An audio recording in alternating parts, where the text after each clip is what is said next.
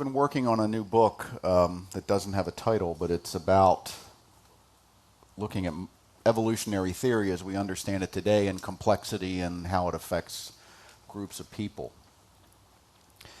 And what is pretty undeniable is that the world is speeding up in a lot of different ways. And we as human beings have to figure out ways to deal with that. And we all do it a little differently. Some of us love to be on the leading edge of change. Some of us are clinging by our fingernails to tradition, hoping that things will go back to the way they used to be when everything was good. And somewhere in between. So one of the quotes is actually a quote I used in the daily guides for the Science of Mind magazine this month. Is by Anne Morrow Lindbergh. I love this quote.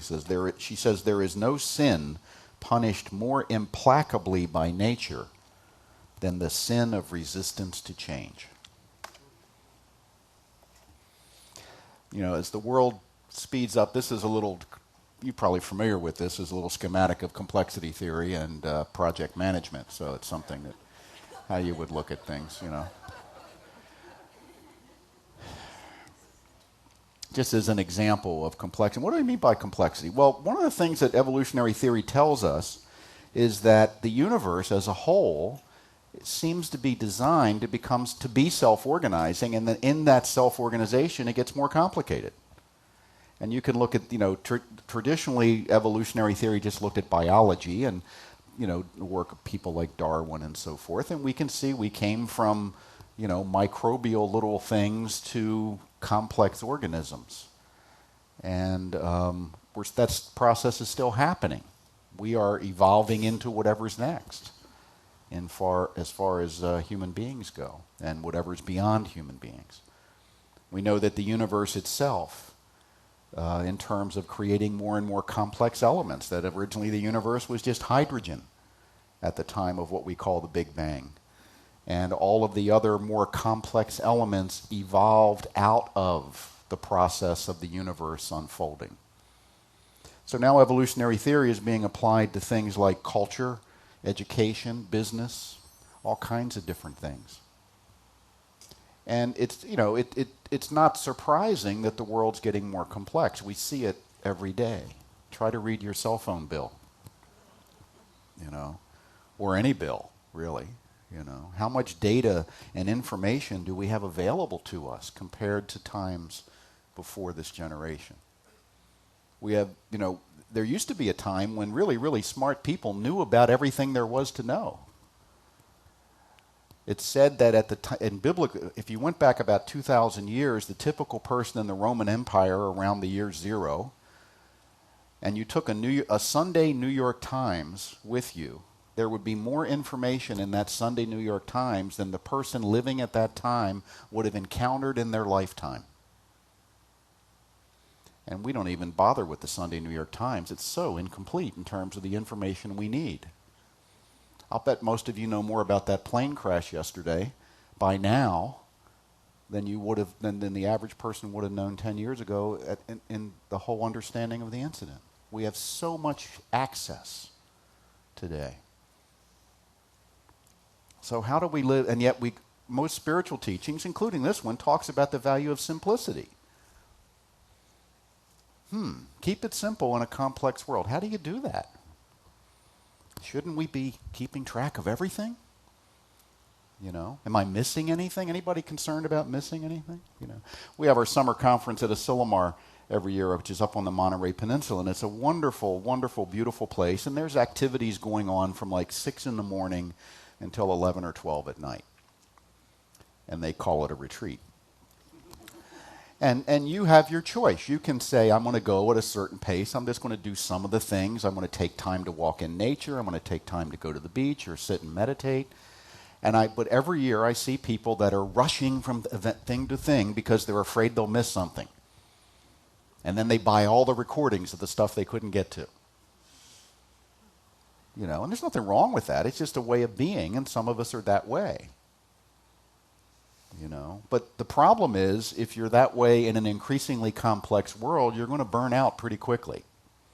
We have to learn to be a little more selective. because there's simply too much to know. There's too much to do. You know, there's almost no such thing as an expert in anything anymore. Thomas Edison a while back said, as human beings, we know less than 1/1,000,000th of 1% about anything. The recognition was there's so much to know. Alvin Toffler, who wrote Future Shock last century, but looking ahead very presciently, said the illiterate of the 21st century will not be those who cannot read and write, but those who cannot learn, unlearn, and relearn. It's the unlearn part that's tough, What do I need to unlearn? How do I choose that? Well, what isn't working for you? What isn't serving you? And it's not that we just give up on the past and let it all go. That's not the idea either, but we also don't want to let our history or our attachment to the past keep us from moving into the future. So the idea of simplicity as an art means that you have to artfully approach your life and be clear as you can about which pathways you're going to take, because there's so many more pathways today. And new ones are opening up all the time. The critical skill of the future will not be knowledge, it will be discernment. Because there are educators now saying the age of knowledge is over. What you need to know is how to find knowledge, how to find information, and which information to believe and to make use of. Because there's too much to know. So nobody's going to be able to know enough. We're all going to have to be able to figure out how to find knowledge, how to find information, who to talk to, what sources to go to. I was having a back and forth with an ex-police colleague on Facebook this week about something fairly political. And he kept putting up information that was coming from the blogosphere. Everybody knows what the blogosphere is, right? Blogs, where people write whatever the hell's in their head and put it up and post it online. The blogosphere is full of information. The question is, how much of it can you trust? So I actually took the time to research a couple of the things he said that he got from blogs and found out they were inaccurate. So I put up that, if you depend on the blogosphere at either extreme of the political spectrum for your information, you're probably going to be grossly misinformed. And he said, well, that's true about the left end of the blogosphere. The ones on the right have it right, because that's why they're called the right. And I said, good luck with that. So what happens? One of the things that happens to us as a culture with this kind of stuff is we begin to distrust everything. Don't believe anything you hear. Don't believe anything. Remember back in, some of you are, my generation, back in the 60s, don't trust anybody over 30. That went away when the boomers hit 30, but that's another story, because we made 30 the new 20, we thought. But there's such mistrust, but that's okay. Mistrust is not too bad as long as it's doesn't completely overtake you. What you have to do today, I guess, rather than spending time getting the information so much, is spend time figuring out which information you can rely on. And what are the sources of that? So discernment is going to be so key. The capacity to make up your own mind, the capacity to listen to the inner wisdom, because there's always something within us at the very base of our consciousness that knows the truth. And to be able to have a clear channel to that aspect of yourself so that the information that you perceive can be weighed against that. The trouble is, many of us don't have that channel open. It's become sort of blocked by stuff that gets in the way as we grow up psychologically, and we think, we believe things that aren't true about ourselves, about the world. I can't really trust my inner voice, and things like that. So proper discernment is going to require that capacity to connect with that inner voice and to learn to trust it. Make sure it's, we have some of us have lots of inner voices. I know I do. and some of them you can't trust at all. There's only one that's really at the base of everything. You know, some of the inner voices we have developed out of reaction to trauma in our lives.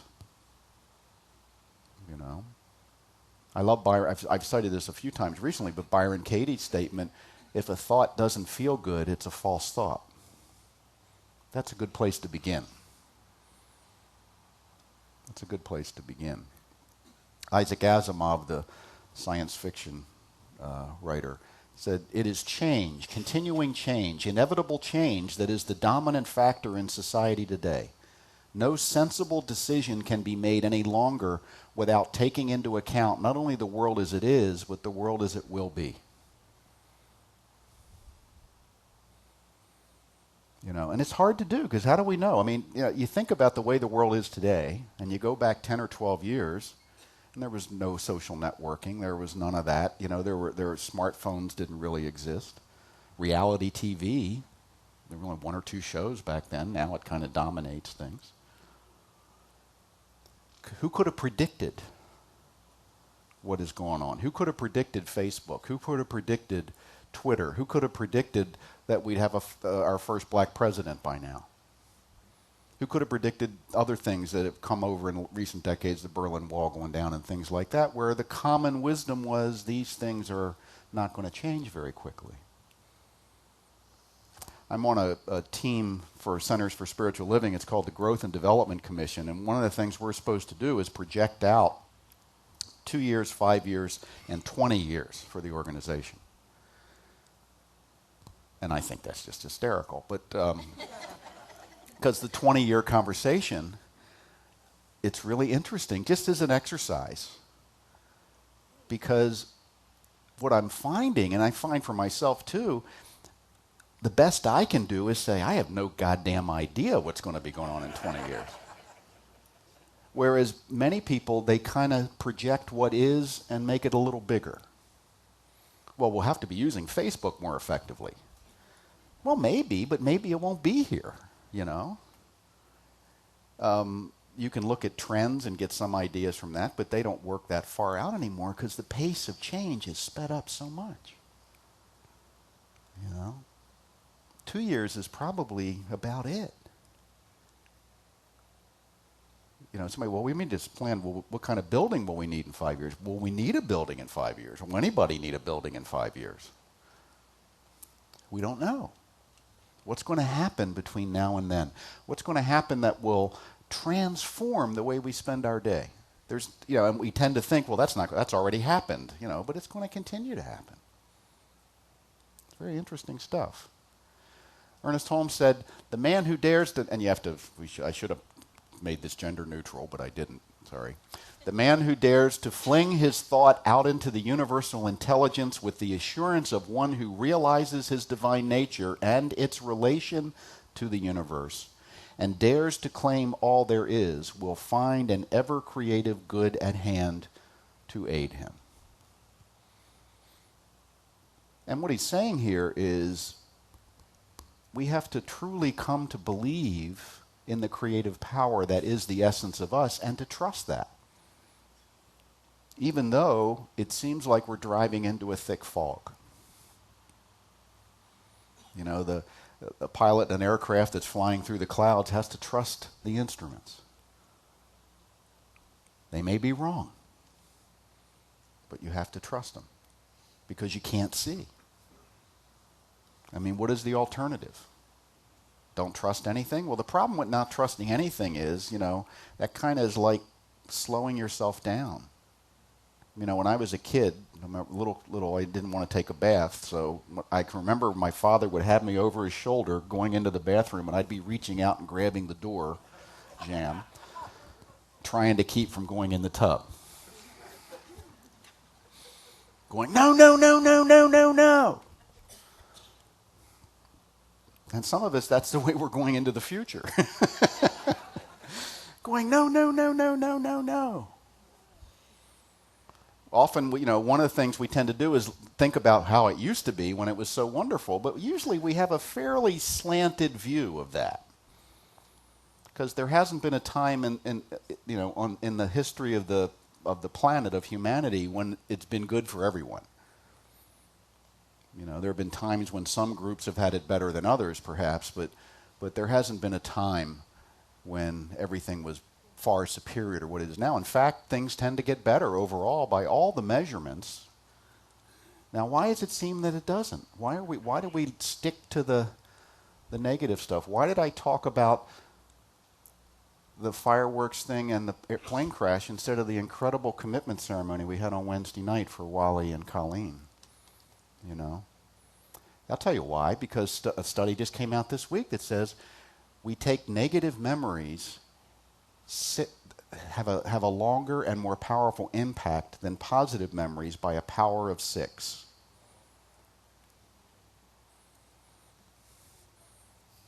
That's how we've evolved. Because there were like saber-toothed tigers chasing us into the caves at one point. That fear served us well. You had to pay attention. Oh, look, there's an apple, there's a tiger, but I want the apple. Now I better pay attention to the tiger, right? But in today's culture, the rate of change, that evolutionary thing may not serve us so well, so we need to become aware of it to say, where am I putting my attention? What do I remember about the past week? How many good things happened? Do you have to dig farther to find the good things than you do the things that bothered, irritated, or hurt you? Probably. But it's essential that we do that. The world is speeding up. There's no question about that. It's not a bad thing. It's not a good thing. It's just a thing. Can't slow it down any more than I could out-muscle my dad trying to put me in that tub. By the way, once they got me in, they couldn't get me out. So there were 2 wrestling matches every night. One to get me in the tub and one to get me out, until I finally figured out that I liked to be in the tub. Then there were no wrestling matches, except, well, there was still one to get me out to go to bed. I don't want to go to bed. I want to stay in the tub. Isn't that how we do it, though, sometimes? We don't want to go into the future, and then we get there, and, oh, God, this is so great. There's an old saying, we long for the log cabin, but we forget about the outhouse.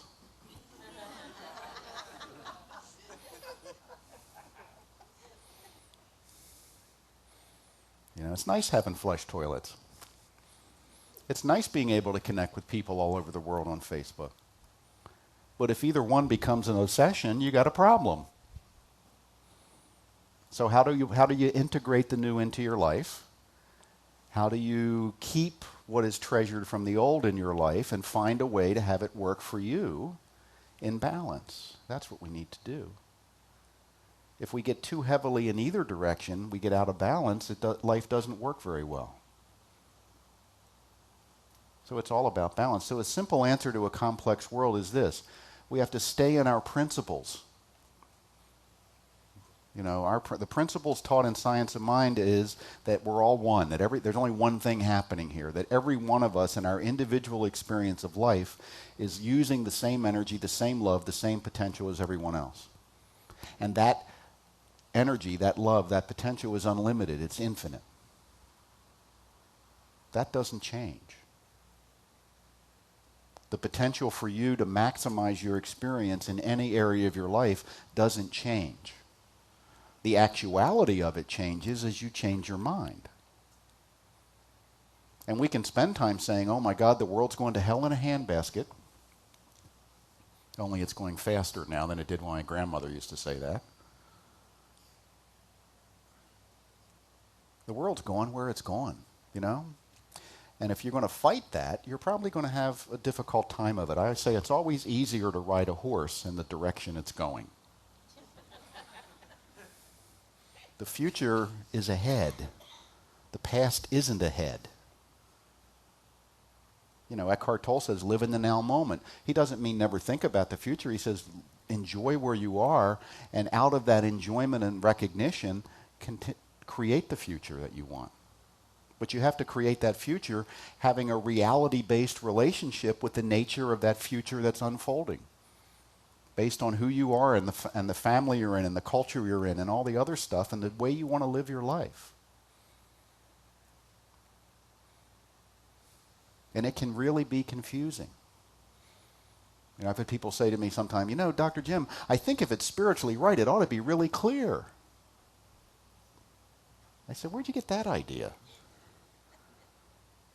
Sometimes it is really clear, but most of the time it isn't. And most of the time you make a few false starts before you figure out where you really want to go.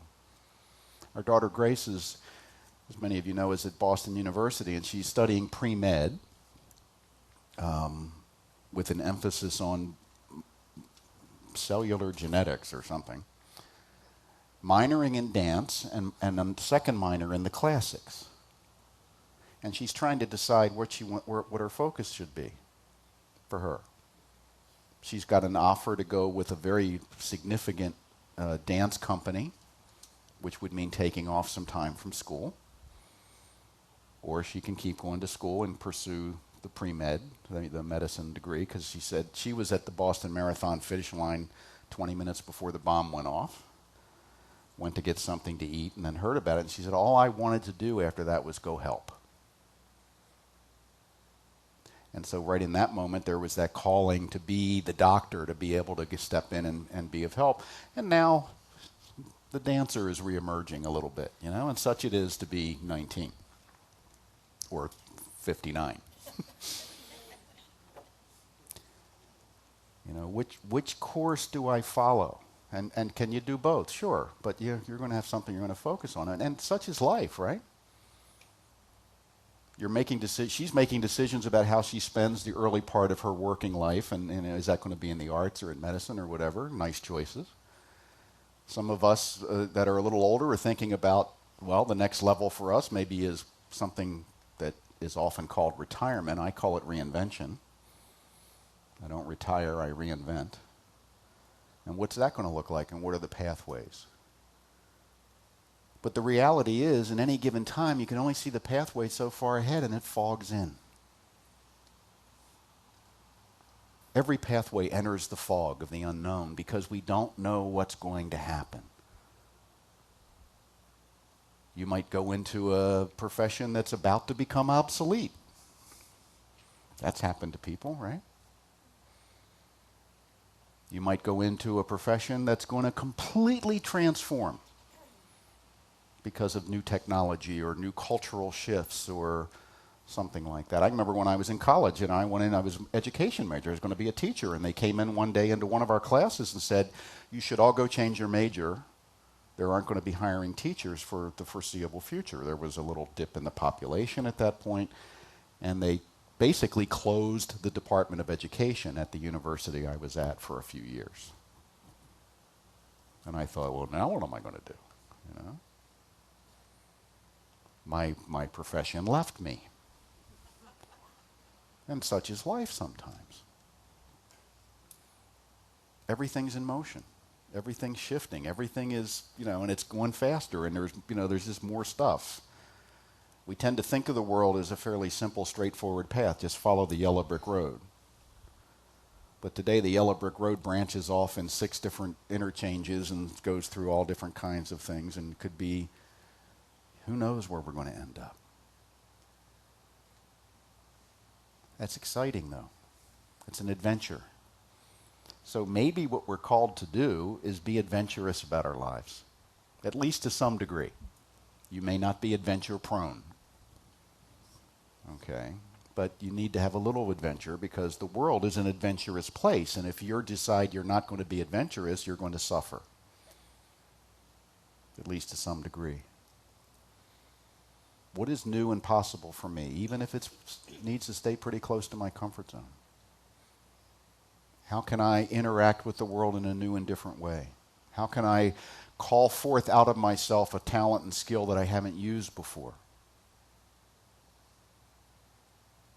Because sometimes those windows open and we find something that we never knew was there.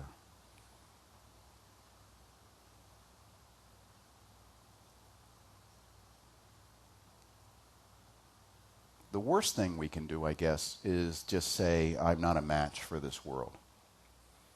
The world's gone past me. Because A, that isn't true, and B, it doesn't work. You can't stand still in a world that's going forward. If you stand still, you're automatically going backward. You lose ground. And we can sit there and say, by God, the world should be the way it was, but that don't make it so.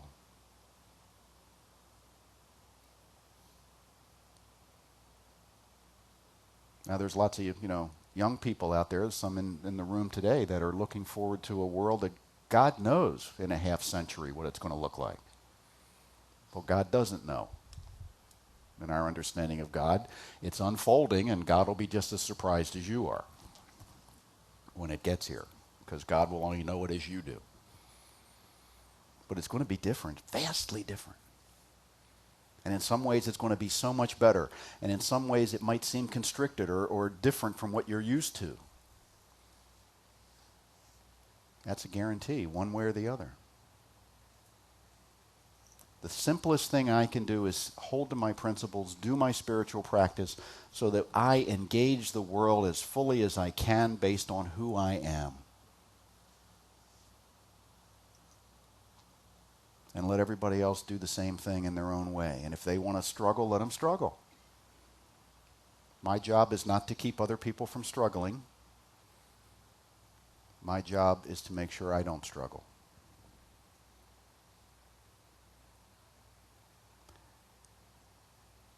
We can't save other people. We can only love them.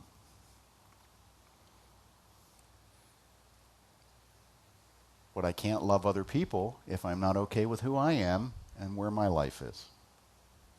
So the first work, it's like the old thing, when the mask comes down in the airplane, put your own on first and then help the child.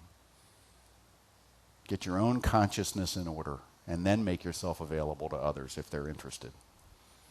When we try to help people out of our woundedness, we usually don't do a very good job. So how can I be whole, healthy, and complete moving into this incredible whirlwind of a world that we find ourselves in? And the answer is stick to the principles. Practice them. Talk to yourself about them. And be willing to let the world do what it's doing, because it's going to anyway. But that's okay, because you're a perfect match. Thank you. Namaste.